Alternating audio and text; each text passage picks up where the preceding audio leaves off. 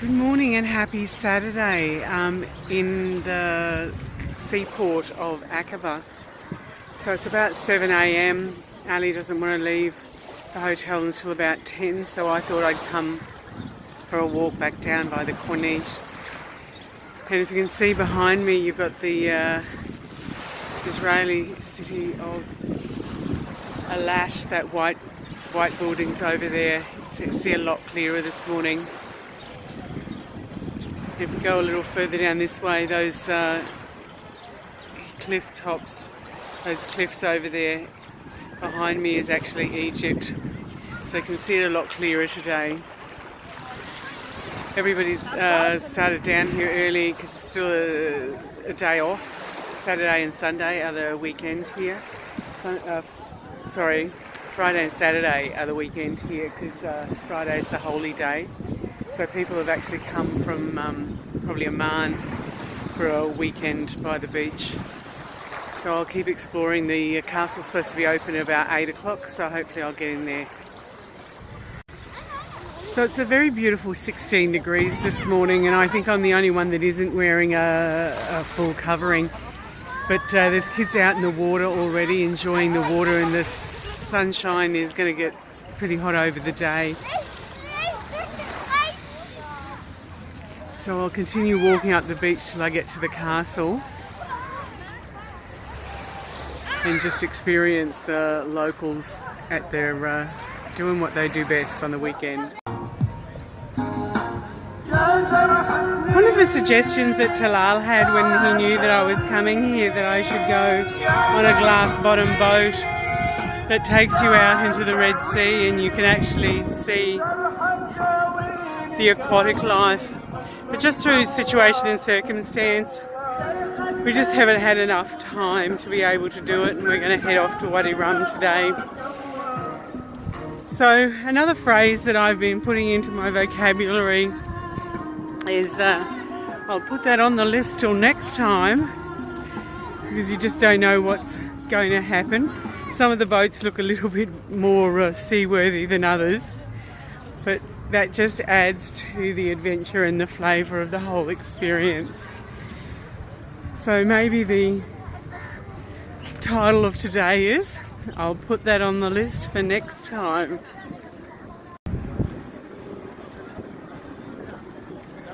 Once again, happy Saturday. I'm sitting here in a balmy 16 degrees on the Corniche at Aqaba. And it's a pretty surreal experience. I'm sitting here in the shade of a flagpole, and I'll turn the camera around to see if you can actually see the height of this thing. There's no flag on it, but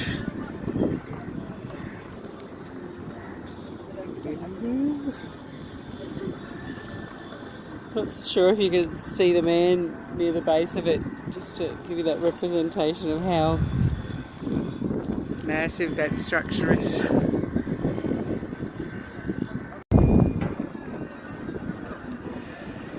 Good morning again and happy Saturday.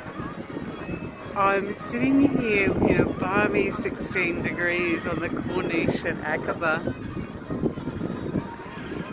And I'm sitting in the shade of a massive flagpole. There's no flag on it at the moment, but I'll just... Good morning again and happy Saturday. I am sitting here in a balmy 16 degrees on the Corniche in Aqaba. I'm actually sitting in the shade of a huge flagpole because the sun's starting to get a bit bright. So I'll turn the camera around to see if you can actually see it.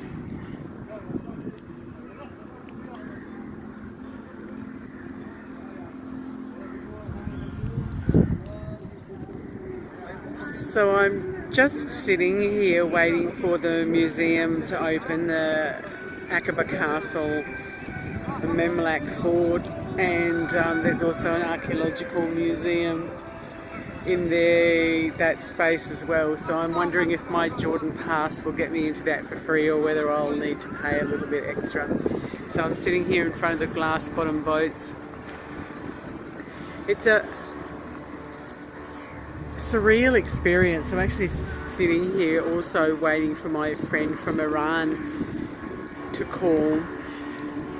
He's been messaging this morning, but he's just a little bit busy, so I'm kind of hoping that... Well, I was waiting patiently for an exceptionally long period, and the castle doesn't seem to be coming alive at all, so I'll actually probably head back to the hotel now. I got chatting to an Australian bloke who lived in Perth for 30 years, but married a woman from the US and moved over there, and works for Universal Studios, and had worked for Disney for a long time. So here I am at the only seaport in Jordan talking cruises with an Australian. Every day is an adventure. So I'll cruise back to the hotel. He says that he's heading to Wadi Rum with his group of 12 and heading to Petra, so I might run into him again. We're all on the same tourist circuit now that I'm back at the more well-known sites and activities. So I'm walking here on the Corniche at Aqaba, and wanted to find something to eat for breakfast, and couldn't specifically find anything, and Ali is always saying about not trusting the food that you buy from the street vendors, so I decided I'd buy some processed food for breakfast this morning to break my fast. I'll give these a go. So this is my snack breakfast on the Corniche at Aqaba, and this one here, this chocolate, is a bit of a orangey flavoured wafer biscuit, and this coconut gaufrette is a wafer with some coconuts, really quite nice, and my almost room temperature orange juice in a Tetra pack. Interesting taste sensations. Everything is a bit of a new adventure every day. I'm heading back to my hotel after a little wander this morning down to the waterfront.